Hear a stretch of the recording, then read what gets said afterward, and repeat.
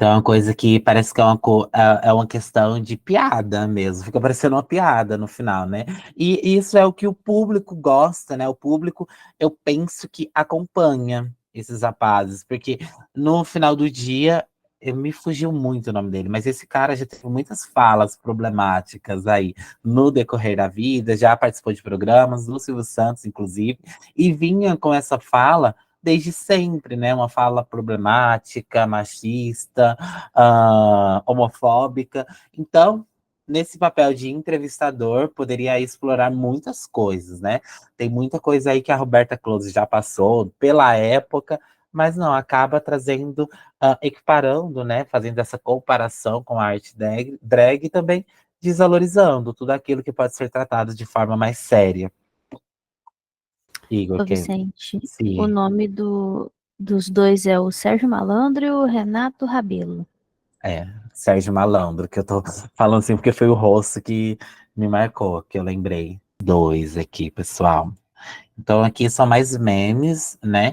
Que a gente vê, assim, chega e dá para ter um pensamento mais crítico a respeito da questão, que é interessante de se observar.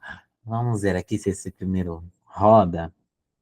Esse aqui não é um meme, é da entrevista que eu comentei ontem da Erika Hilton, quando ela foi indagada, né, para a sociedade, para a biologia. Então vamos ver esse filme. Ou essa questão já nem se coloca e nem deve ser colocada? Eu acho que você perguntou respondendo. Será que tem como reiniciar aqui? Deixa eu ver. Tenta voltar. Momento para a sociedade. Sim, E para a biologia. sim, Meninos têm traços, têm hormônios, têm não sei o quê. sim. Sobrou algum menino? Em algum momento, em algum traço? Ou essa questão já nem se coloca e nem deve ser colocada? Eu acho que você perguntou respondendo, a sua pergunta responde. Tá. Você foi para a sociedade, você foi para a biologia. Para mim mesma, eu nunca fui. Então não tem como sobrar algo que nunca existiu. Eu fui aos olhos do outro. Eu fui a partir da determinação do outro. Perdão, olha para eles para falar isso. E é exatamente isso. A pergunta se responde. O outro disse que eu era. Gente, eu fico muito chocado, né? Porque ele realmente responde. Isso não deve nem ser colocado. Ou É o que a isso não. Giovana falou. É porque depende muito de quem posta também, né? Mas possivelmente, se esse vídeo rota em alguns outros perfis, a gente vai ver uma diversidade de comentário que, assim, vai ser um incômodo ainda maior do que ver, né, o próprio vídeo.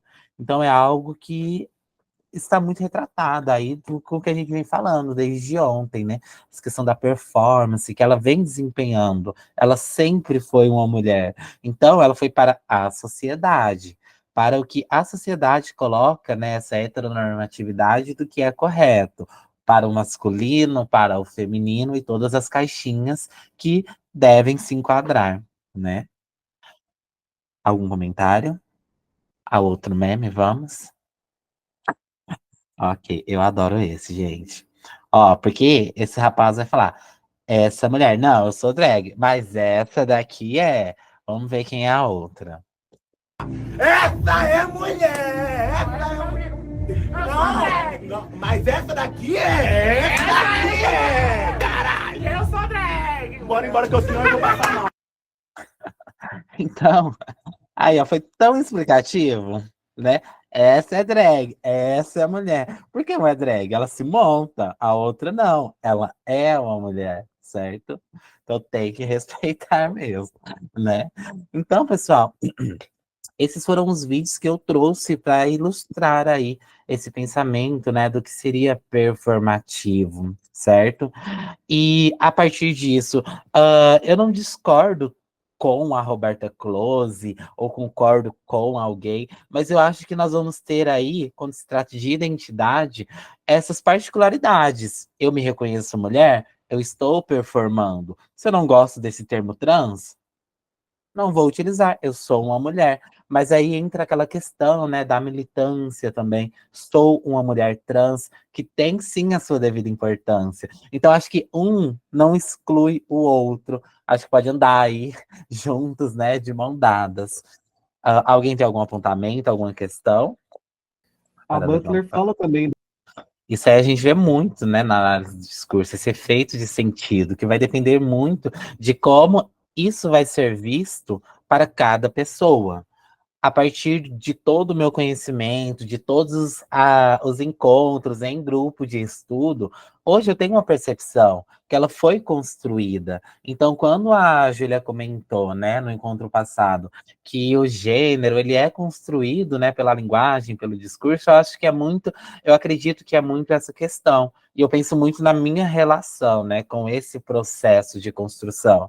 Eu fui me construindo também e me entendendo a partir do que me foi apresentado. Então, a gente vai se identificando com determinadas coisas. Aí casa muito com isso que o Igor comentou, que a Judith Butler hoje, né, se reconhece como uma pessoa não binária. Então, nós vamos nos entendendo aí com o passar do tempo. Isso vai de acordo com o contexto de cada um.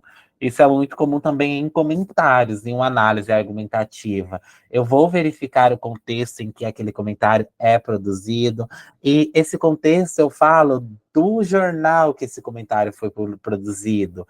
O que esse jornal ele prega, no que essas pessoas acreditam, qual é o público desse jornal. Porque é sempre tudo uma questão de contexto. Eu tenho um contexto, estudante, né, pesquisador dessa área, nessa perspectiva queer. Mas uma pessoa que é completamente contra e que nunca leu nada dessa perspectiva, vai ter uma outra visão. Aí é onde a gente entra naquela questão, que quando se faz um comentário, é muito mais sobre o outro do que sobre mim. Isso é uma coisa que eu gosto bastante, eu sempre tento trabalhar com os alunos também, né? Acho que quando a gente vai se construindo e se entendendo, é importante levar para o outro.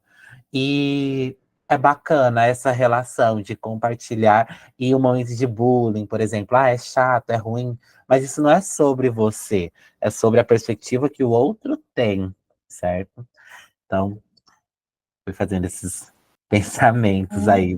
E eu Isso me fez lembrar também do meu corpus, que tem uma temática principal, que é a proibição da linguagem neutra nas escolas, e trata, e tem em determinado momento da lei brasileira não, uma lei de Roraima, que propunha a proibição no Estado. Ela foi tida como inconstitucional, e é uma lei que teve essa perspectiva de não existe, está errado. Mas a partir do momento que você faz essa lei, você está dando visibilidade, não dando a visibilidade. Você está afirmando, se você quer proibir, é porque já existe.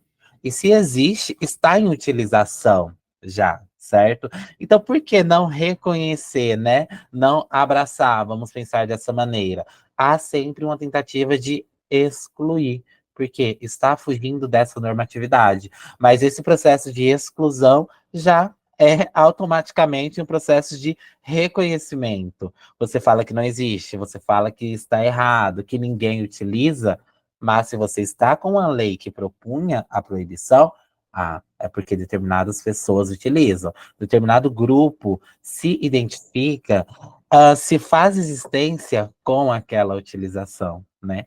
Então isso me fez pensar também nessa questão, certo? Alguém? Seguimos? Seguimos, então, certo? É sempre o vídeo o problema, gente. Então, ó, sempre buga no vídeo. Agora vai dar certo pela terceira vez. Sabia? Então, a Butler, ela expõe, né, que insistir que o gênero ele seja uma construção implica tornar esse conjunto de leis tão deterministas quanto a natureza. Em suas palavras, sendo o gênero uma construção cultural, não deveria haver gêneros discordantes do pré-estabelecido em cada cultura específica, visto que todos os gêneros seriam construídos culturalmente da mesma maneira. Então, se não existisse essa coisa de gênero masculino, feminino, Então tudo seria construído, né, da mesma maneira, certo? E por isso que ela coloca que seria tão determinista quanto a natureza, né, como colocado natural.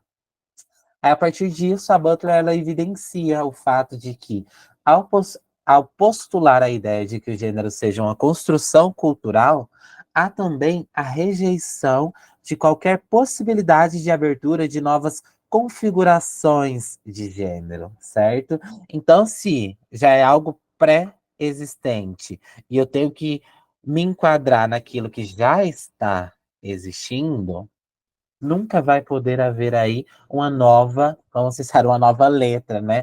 LGBTQIA+. Então, se o conceito de gênero como construção cultural for mantido com, no caso, sua base elementar, substancialista, algumas identidades de gênero deverão permanecer ininteligíveis e impossíveis dentro do quadro cultural, certo? Então, acredito que aqui está esse ponto principal, né, da crítica, dessa reformulação do que seria esse pensamento da Beauvoir de quando a mulher, ela torna-se mulher. É muito visto esse tornar-se como algo já, né, pré-determinado, né, algumas inspirações pré-determinadas do que é ser mulher. Então, se a mulher não se enquadra naquela perspectiva do que é ser ela é inteligível, impossível dentro desse quadro cultural.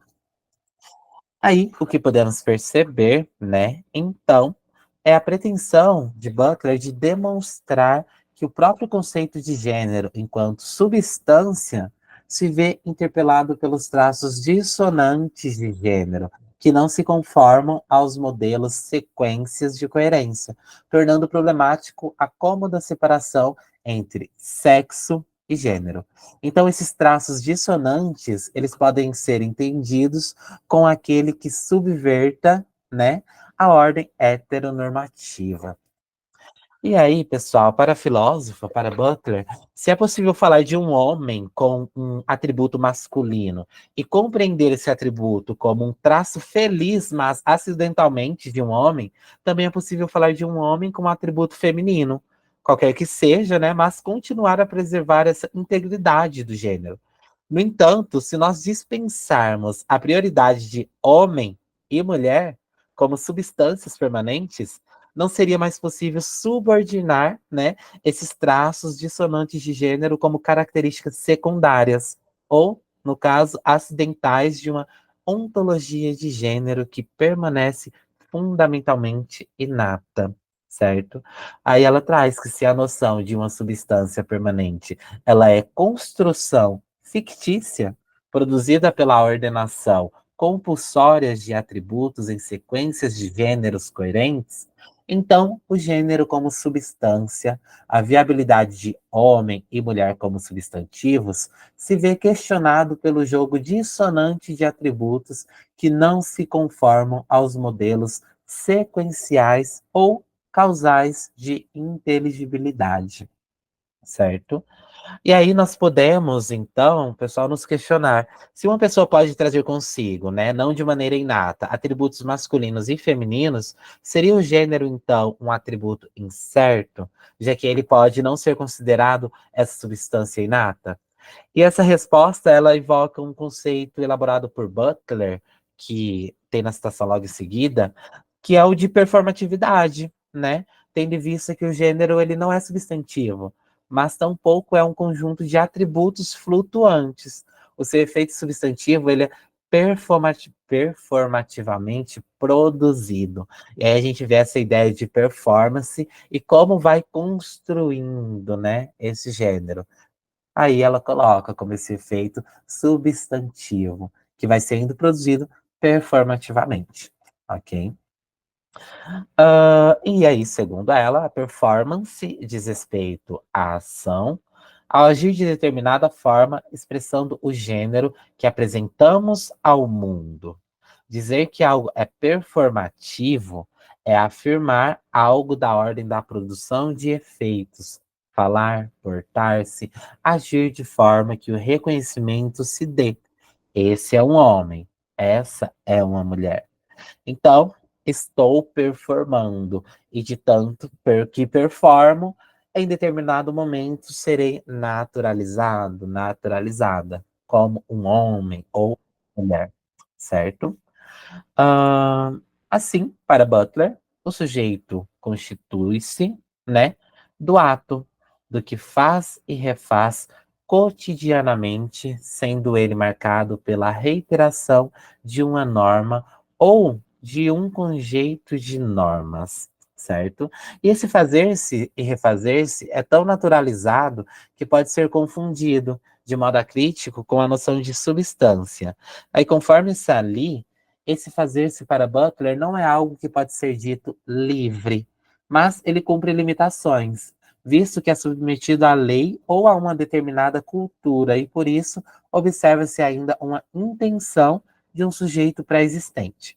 Por isso, essa liberdade, né, entre aspas, ela é cercada por uma série de fatores externos, como os amigos, o ambiente de trabalho, o lugar que frequenta, o status social. Aqui, essa ideia do contexto, né, que vem sendo construído e que se está em funcionamento, certo?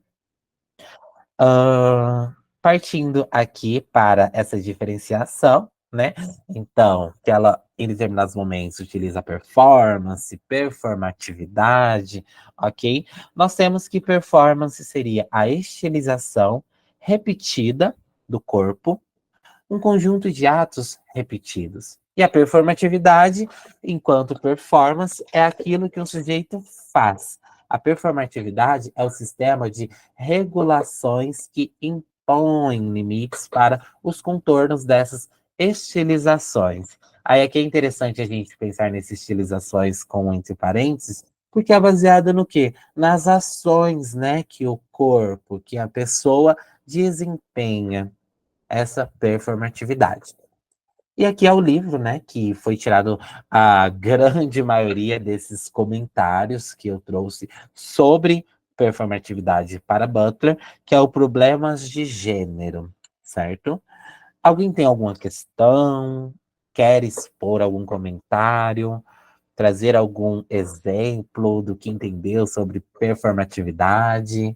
Que agora nós vamos para o termo de indexicalidade, esse conceito de indexicalidade.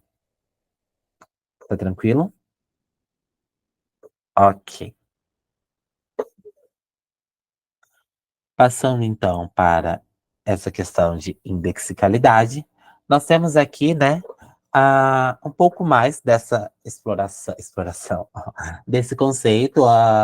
Ontem a Júlia comentou bastante conosco da performance, e mais para o final trouxe aí essa questão indexical, certo? E aqui eu trouxe algumas questões provocativas, algumas questões que nos fazem entender um pouco melhor do que seria essa indexicalidade, ok? Então, esses efeitos de sentido solidificados dos recursos linguísticos podem ganhar, no caso, os efeitos de sentidos solidificados dos recursos linguísticos, eles podem ganhar destaque através do construto teórico da indexicalidade. Aí Silverstein argumenta que as formas linguísticas são indexicais, indicando aspectos sociais e culturalmente compartilhados entre interlocutores.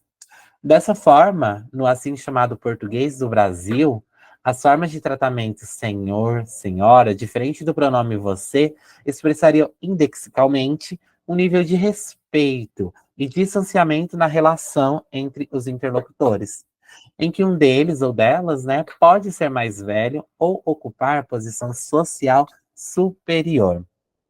Nesse caso, tal uso poderá ainda ser avaliado como índice de gentileza e também de boa educação.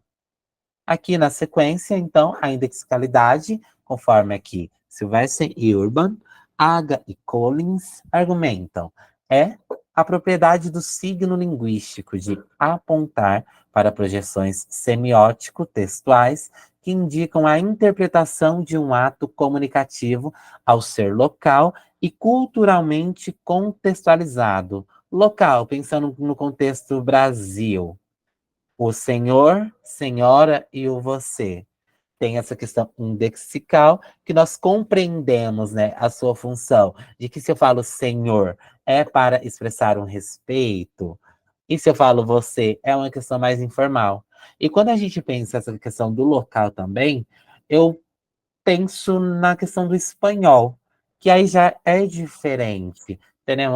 Temos senhor, senhora, mas a formalidade ela é expressada por uma outra conjugação verbal, né? No caso, é pela conjugação verbal do usted. Então, terceira pessoa do singular, sempre conjugado esse verbo na terceira pessoa do singular. E se eu utilizo essa utilização, não necessariamente eu preciso colocar o senhor ou senhora.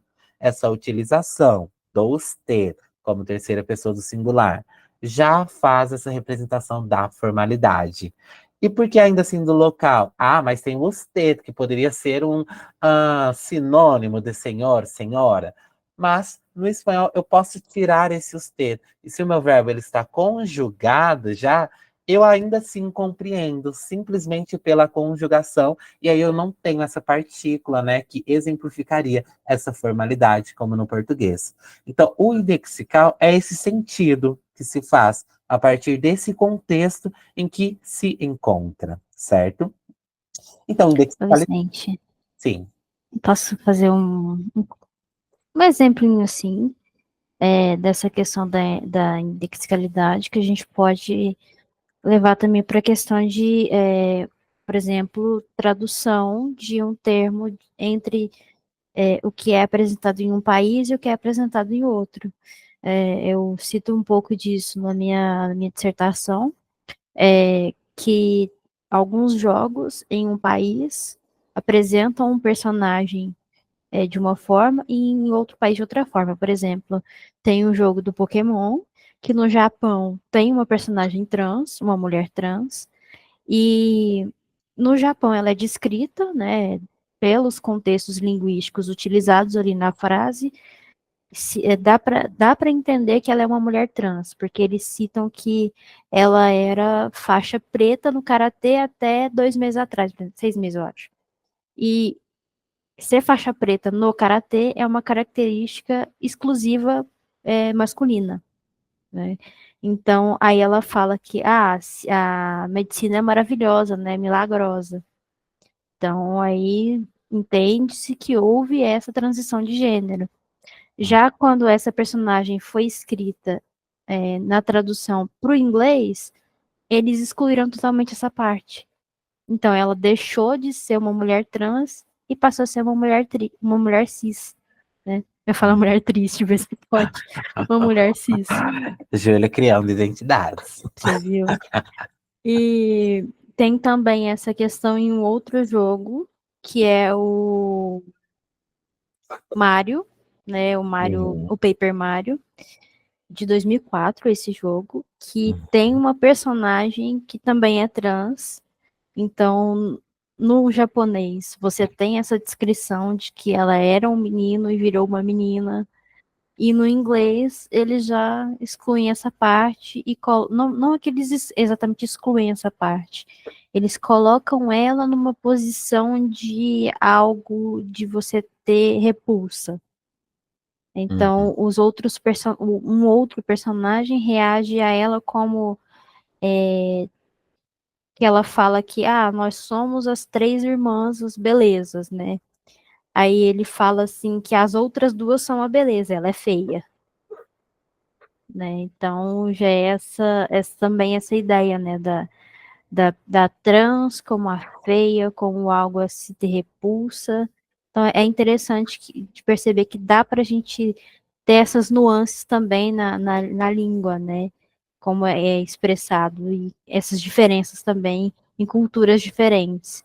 E, inclusive, foi uma coisa que me pegou meio de surpresa, porque eu não esperava que no Japão eles fossem tratar de uma forma mais natural do que aqui nos Estados Unidos, né? Aqui para esse lado de cá. Porque a ideia que a gente tem é que o Japão é um país, né, fechado, culturalmente que não aceita bem, mas eles têm mais personagens trans nos jogos deles do que qualquer jogo de outra cultura. Então, acho um fato interessante também. Sim. Você comentando aí, eu lembrei de duas situações que me aconteceram dentro de sala de aula também. Que essa questão, tipo, do indexicalizando e o efeito de sentido que foi para mim e que é para os alunos, né? É o nome de um aluno, que não é a minha problemática, é que me fez refletir nessa questão. O nome, assim, eu não lembro, mas eu lembro do sobrenome, que é Bitar, e o outro é do Vale. Então, quando eu falo, a primeira vez que eu fui ler João do Vale, a primeira coisa que veio na minha cabeça que ele era do Vale, entendeu? Aí saiu um riso natural, porque eu sou meio quinto ano, às vezes, dando aula.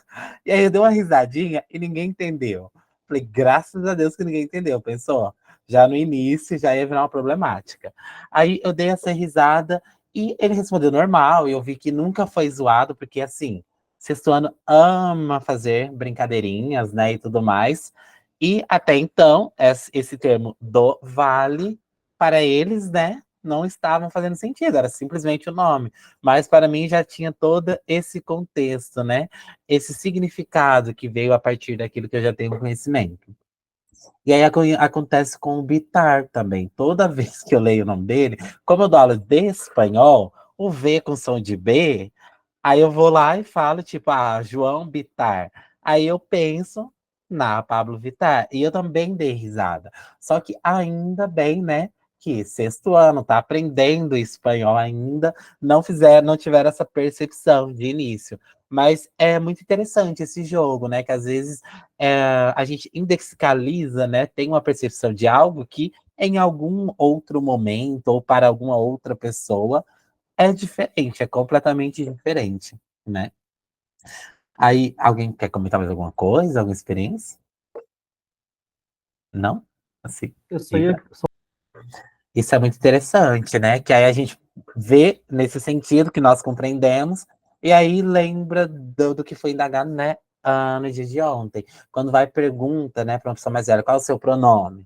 Vai falar, o time do Corinthians, e taranã, e falam coisas tão aleatórias que essa pessoa não tem essa noção, né, do que se trata, certo?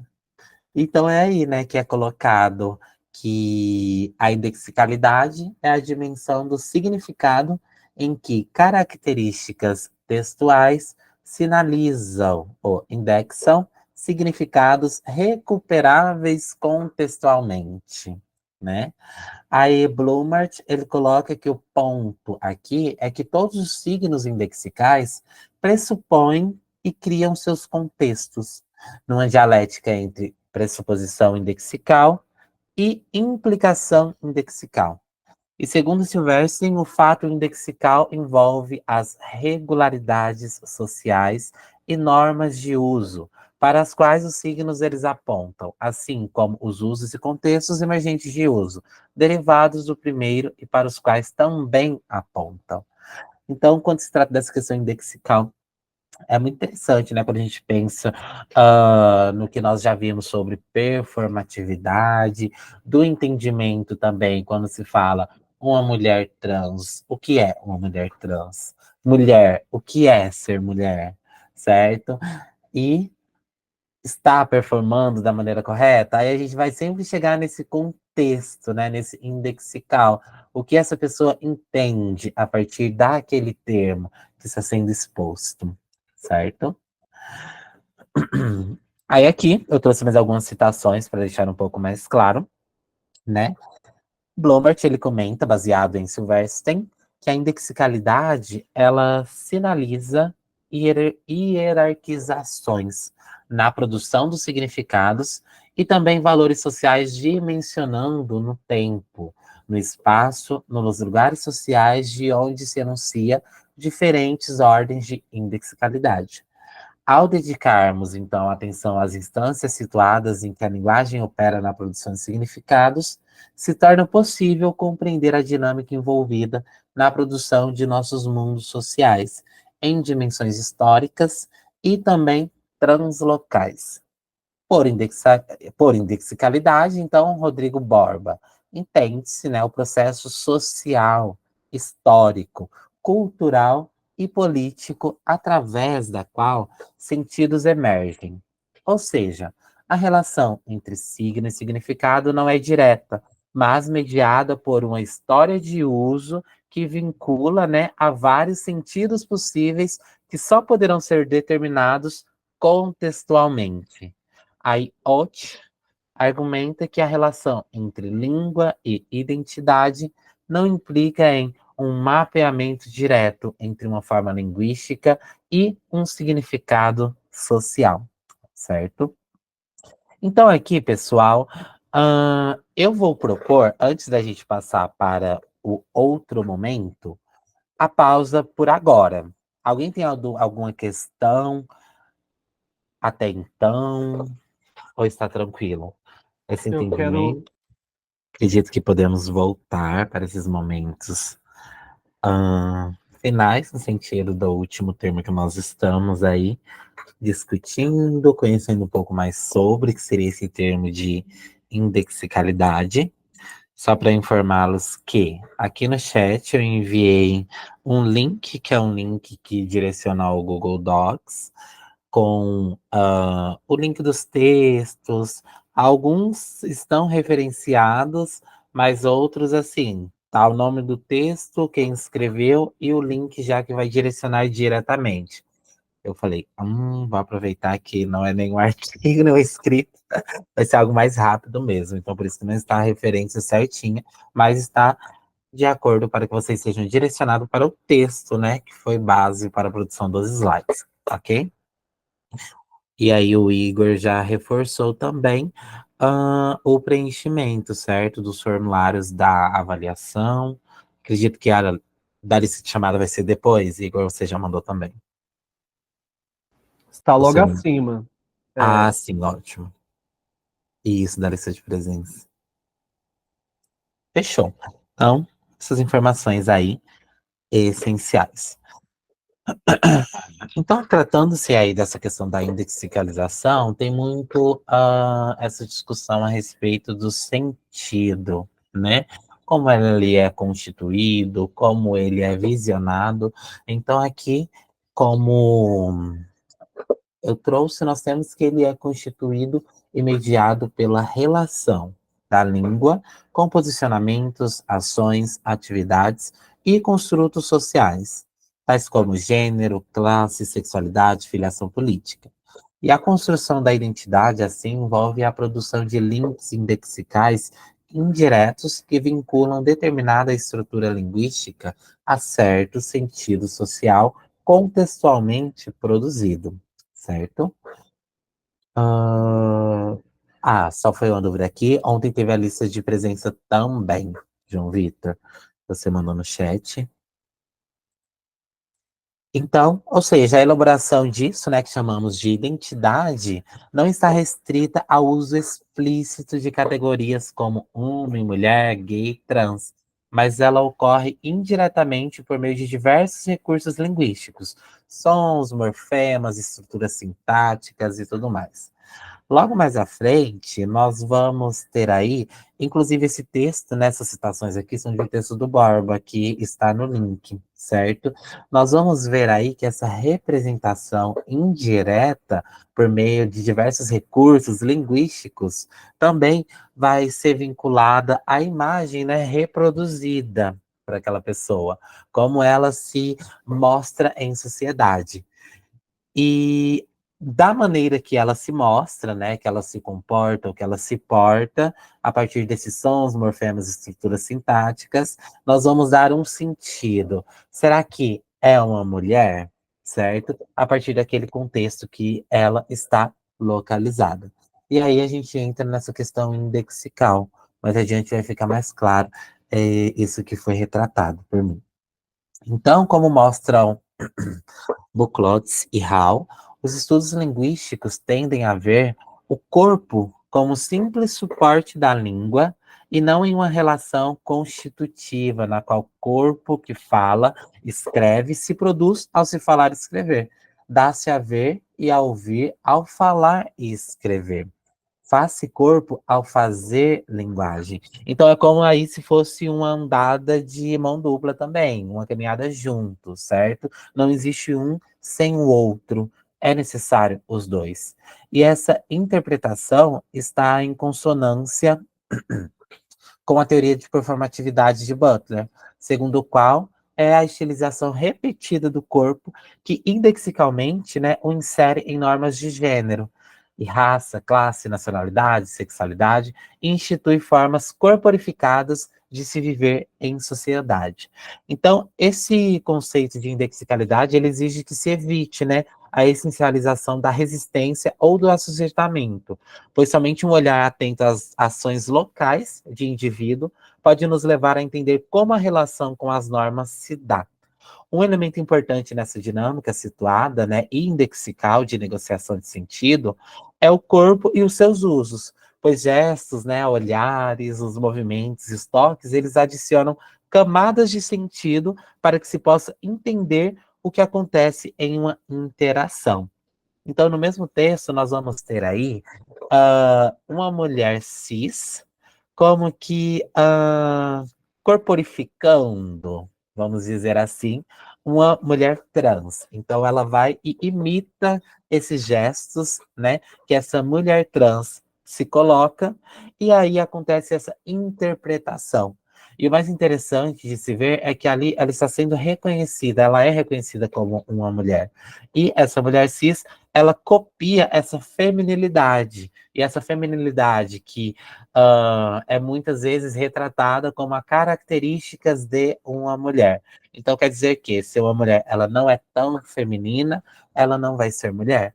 E aí vai sendo retratada essa questão na análise que ele faz. Em seguida, né? Então, nós não devemos entender a força performativa da língua como apagando a materialidade das nossas ações.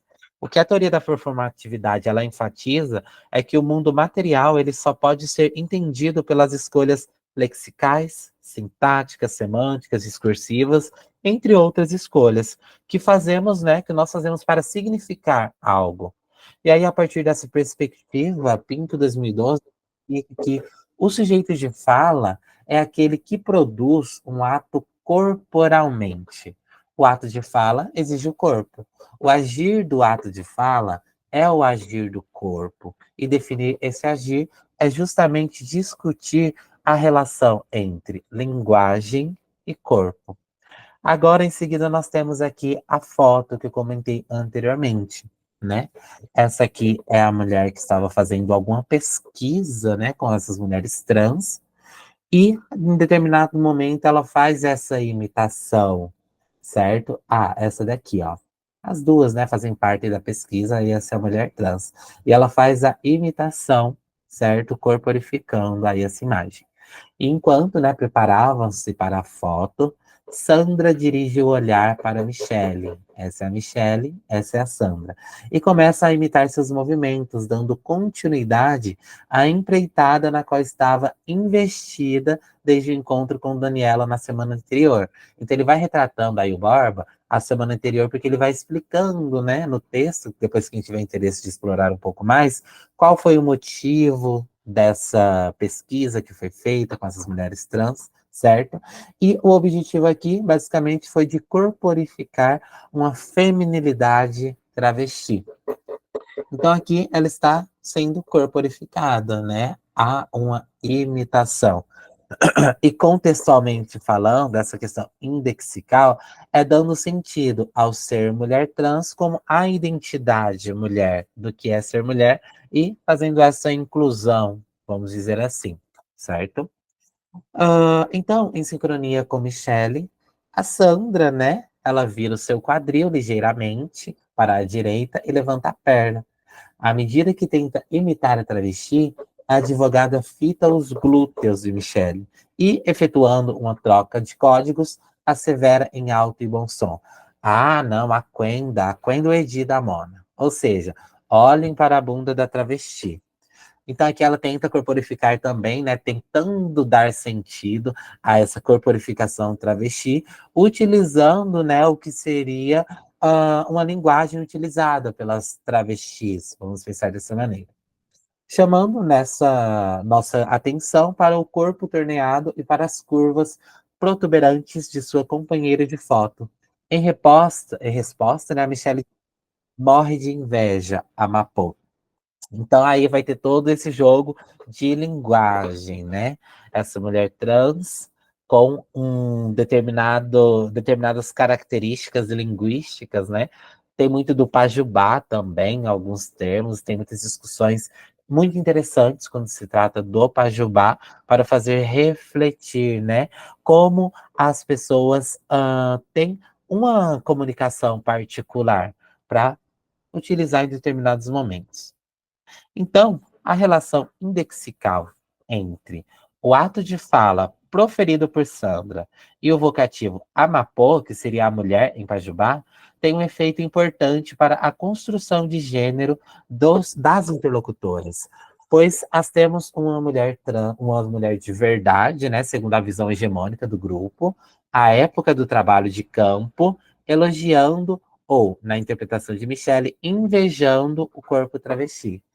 E aí, Sandra salienta o processo interacional de legitimação da feminilidade de sua interlocutora ao afirmar que meu Edi não é como o dela, o que produz uma reviravolta em sentidos, né, sedimentados sobre a feminilidade e coloca Michelle em uma posição superior no que tange a sua performance de gênero. Então, as duas mulheres, certo? Mas aí, nesse sentido, quando há essa comparação pensando o que é o corpo real, o que é o corpo apresentado para a sociedade. Se a gente percebe na foto que foi apresentada, o da Michelle é o corpo perfeito, tendo essa ideia. Perfeito, entre aspas, né? Porque tem toda aquela questão também do pênis, da vagina. E aí há essa posição, né, institucional, que no caso há um processo que a Michelle coloca como inveja, mas é porque a outra não está se enquadrando nesses padrões que são impostos pela sociedade, né? Aí vemos aí assimetrias interacionais relacionadas à posição institucional, profissão e gênero sendo retorcidas como efeito da indexicalidade projetada pelas práticas translinguísticas e transcorporais negociadas entre as integrantes, certo? Então, aqui, pessoal, a gente tem muito desse contexto, né? Do que é essa questão indexical, do performativo também, e nos vai fazendo aí fazer algumas reflexões do processo mesmo de construção, do preconceito, do que é ser mulher, do que está correto, do que está incorreto, socialmente falando. Será que poderia ter uma relação também na escolha do personagem em si, em algum jogo, quando a gente vai fazer? Ali é a imagem que eu estou corporificando, né? O que eu quero representar naquele momento. Às vezes, escolher um nome. Acredito que você já comentou em algum grupo de estudo, Júlia, sobre pessoas que às vezes colocam o nome masculino, porque sabe Uhum. que vai ser mais respeitado naquele determinado momento porque ali ele está corporificando, né? Vamos pensar, um homem, que aí entra nessa relação do jogo. Sim, é verdade. Eu, inclusive, fazia muito isso, né? De colocar um nome mais neutro em jogos online para não ser reconhecida, né? Como mulher. E essa questão de jogos que te permitem, até mesmo quando você pode construir seu personagem, né? Você pode construir um personagem de outro gênero, se você quiser, né? E é curioso que ele também vem dentro dessas caixinhas. Então, se você seleciona um personagem masculino, você tem ali determinadas características que são mais apropriadas, né, para o gênero masculino.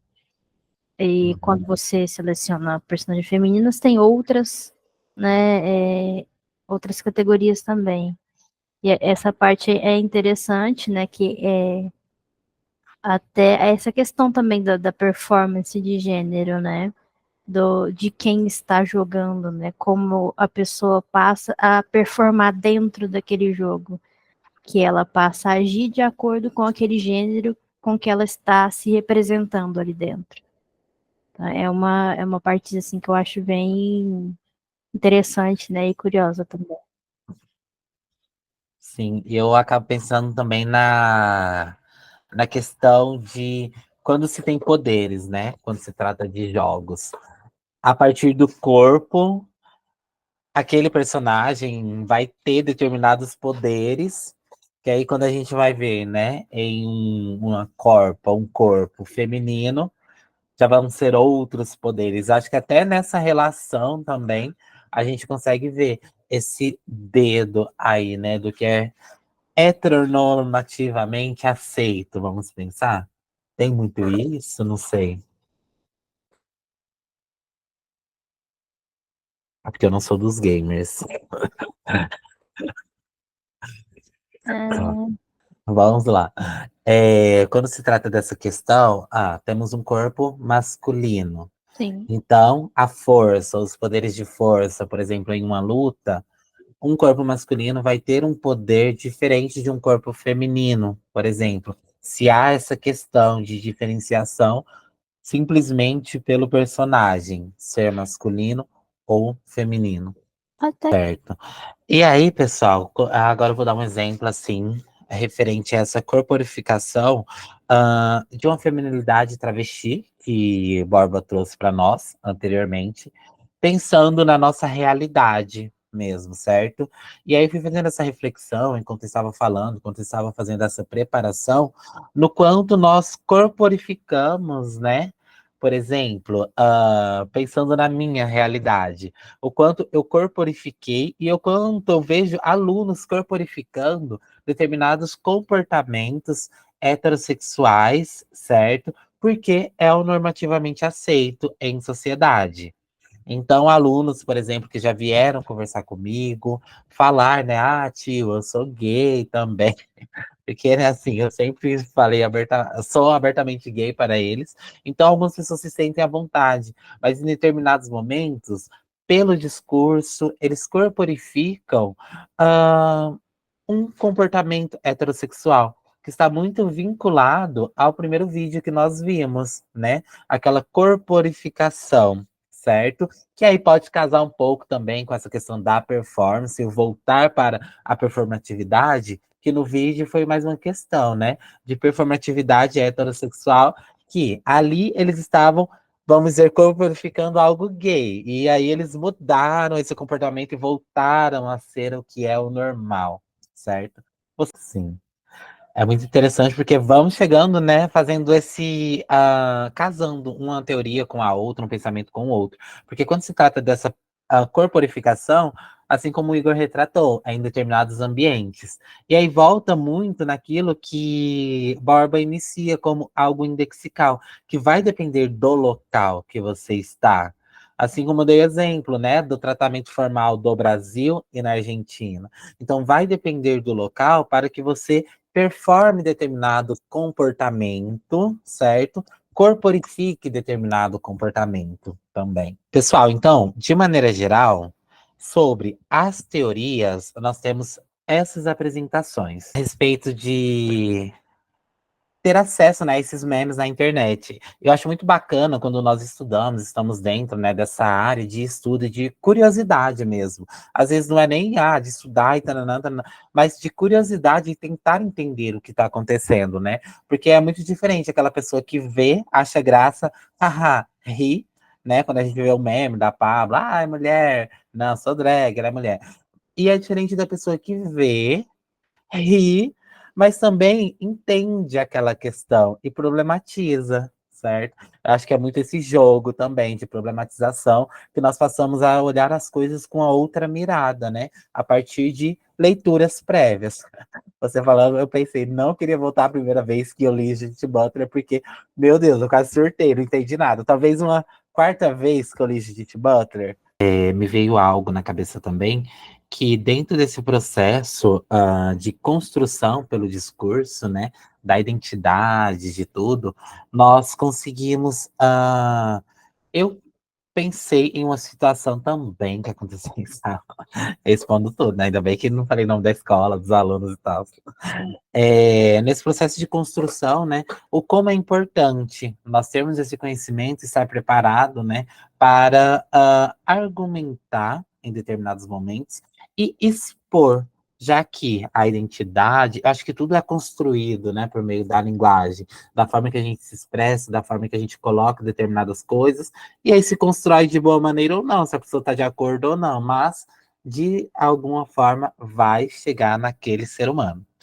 E um dia eu estava dando aula, um aluno, ele queria me provocar, me cutucar, e ele perguntou, tio, eu posso ir no banheiro? Eu falei, não, não pode. Tio, eu posso ir no banheiro? Terceira vez, não pode. Aí na quarta vez ele não pediu para ir no banheiro, ele só perguntou, você é São Paulino? Aí a sala inteira, uou! E aí entra muito nessa construção, né, do que é ser o São Paulino para esses garotos, esses jovens. E tem muito aquela questão, né, do símbolo São Paulo, o Bambi. Então, se é São Paulino, é viado. E eu, no meu papel de homem gay, naquele momento, já tinha falado que não torcia para nenhum time. Então, ali ele veio com a provocativa. Naquele momento, né, eu poderia simplesmente ter me calado, mas eu falei, não, não posso me calar diante dessa situação. Então, vou tentar, né, fazer que ele reconheça onde está esse erro, o porquê ele reproduziu esse discurso. Aí eu comecei a fazer essas perguntas para ele. Mas por que você acha que eu sou São Paulino? Aí ele falou, não sei, eu só perguntei mesmo. Aí eu falei, não, você sabe o porquê você me perguntou se eu sou São Paulino. Eu sei o porquê, você sabe, e todo mundo que riu, fez algum tipo de barulho, sabe também o que é ser São Paulino. Então isso significa que todo São Paulino vai ser homossexual, vai ser gay. Então foi nesse momento de entender, né? Tem que constranger de volta mesmo. E ele começou a chorar de um tanto que eu levei ele para a coordenação. E aí sentou eu, ele, a coordenadora. E mais uma vez, a coordenadora perguntou: Você não sabe mesmo? Você tem certeza? Aí ele assumiu e aí desandou a chorar. E aí foi onde, né, que eu trouxe um pouco da análise do discurso, nessa busca do conhecimento. Que atrás daquele São Paulino tem muito um não dito. E às vezes esse não dito ele vai interferir muito mais do que a simples palavra, né, que foi ali exposta, o São Paulino. E aí é todo esse processo aí de reconhecer, de aprender e saber, né, se portar diante de determinadas situações aí, né, opressoras. Então, pessoal, nós finalizamos por aqui, certo? Esses 2 dias, mais cedo também, certo? Então, hoje foi mais um momento aí de. Ontem, um momento mais introdutório aí dessa perspectiva, né, discursiva, linguística, queer. Hoje, mais a exploração de alguns termos que são bem explorados, né, quando se trata de uma linguística queer. Espero que vocês tenham aí absorvido, aprendi muito também. Não é porque a gente está nesse papel, né, Júlia, de estar aqui apresentando, mas assim, é mais uma vez lendo Judith Butler, né, lendo outros teóricos. Então a gente sempre vai, né, nessas releituras, aprendendo algo novo, né, observando algo novo, reconhecendo algo novo que foi dito ali, certo? Então, de maneira geral, Inclusive, eu muito obrigado. quero deixar de recomendação um vídeo que eu vi outro dia, que eu gostei muito. Ele é em inglês, mas ele tem legenda em português, tá? Que é uma mulher trans, né? Que ela fez aí uma leitura da Judith Butler e ela fez toda uma explicação maravilhosa, fazendo links com outros livros também, que eu acho que é interessante aí para quem gosta da temática. Então é isso. Fechou?